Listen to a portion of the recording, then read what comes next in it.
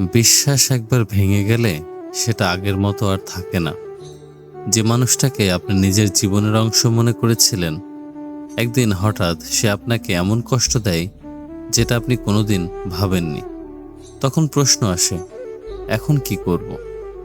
উত্তর একটাই, প্রথমে নিজেকে সময় দিন। নিজেকে বোঝান সবাই একই রকম নয়। বিশ্বাস ভাঙা মানে জীবন শেষ নয়।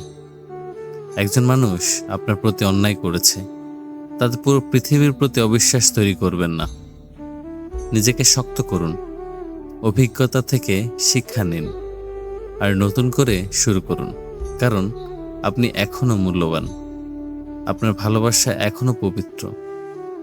যে আপনাকে একবার প্রতারণা করেছে তাকে নয়, নিজেকে বিশ্বাস করতে শিখুন। কারণ সত্যিকারের শক্তি সেখানেই। ধন্যবাদ।